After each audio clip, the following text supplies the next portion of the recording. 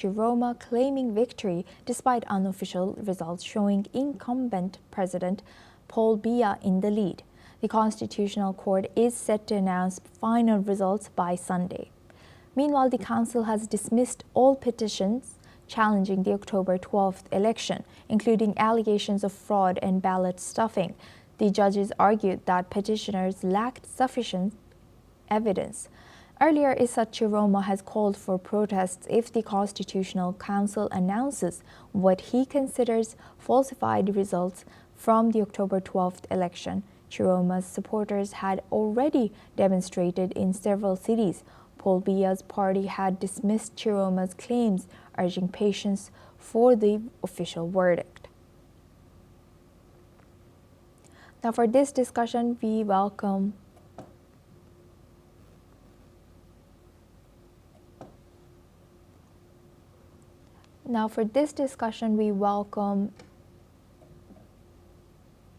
Ayangnuga Olugbenga Paul. He's a public affairs analyst, joins us live from Lagos, Nigeria. Thank you very much for joining us, Mr. Paul. Welcome to NewsX World.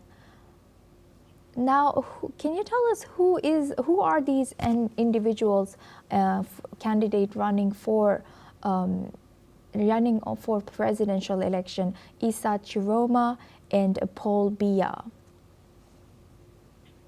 Yeah, and we also have other candidates like Bello Buba Maigari, Joshua Ose, Akiremuna, Cabral Levy, Carmen Patricia Tomaino, Ndam Njoya. These are the candidates that are all running, apart from the two most popular ones, which is the incumbent President Paul Biya and the leading opposition candidate Issa Tchiroma.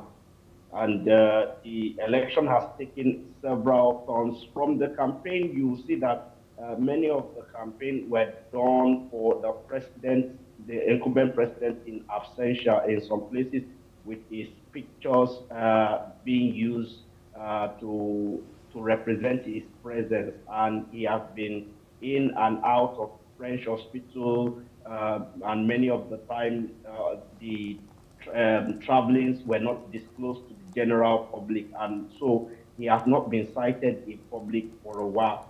But despite that, the Electoral Commission is declaring that the incumbent president is having a lead of about 59% at the moment, even though they are yet to disclose the eventual winner. But Issa Tchiroma has been declaring from about 2 days after the October 12th election that he actually won the election because he was doing, according to him, independent tracking of the election process. And he also gave his own results to reflect that he had about 60% of the votes in the bag. And that is why many of the supporters in Garoua, his stronghold, his town, and also in Yaoundé, they are up in protest. But if we look at the two leading candidates,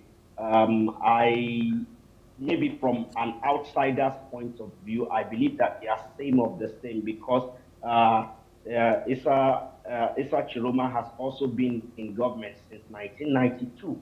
And at one point or the other, between 1992 and 96, he was in government, and he came back in 2007 and till now. And he is also of the advanced age. So, but generally, Cameroon needs a breath of fresh air, and I feel very badly, not just for Cameroonian, especially I feel very badly for the president, Paul Biya, because what I see from looking at it from an outsider point of view is that the man may not even know what is going on. He may not even be interested because his health. We saw how, for those who learned from history, we saw how Chairman Mao in his later days was kept away from the public by political players who are gaining from him perpetuating himself in government, and they kept it from public view to say, oh, the president made this declaration, made that declaration, whereas the Chinese people didn't see the president in his last days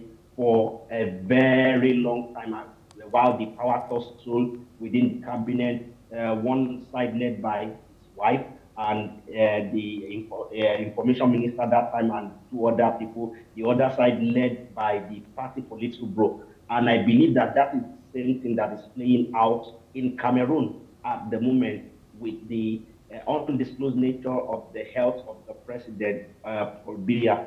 But I believe that uh, Cameroonians, like the bishops in Cameroon, have called out to ensure peace. Cameroon has suffered, especially the English-speaking side of the country, have been battered time and over again. And I believe that they should look for peaceful means to agitate for their right, such that they will not be continuing in the carnage that they have suffered for a long time. Because if care is not taken, this is where this election is going to lead to. Paul Biya is 92, and who knows when he's going to go join his ancestors.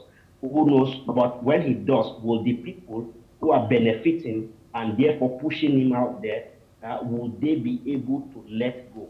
Because with the incidents happening in some French-speaking country in West Africa, the French government is also very careful to back somebody that will not protect their own interests. And so we must look at it from all of this angle, the international angle of the French government interest, the local angle of the people's desire and expectation, and be able to balance it to understand why this result matters to the Paul Biya camp and also matters to the people who are supporting Tchiroma.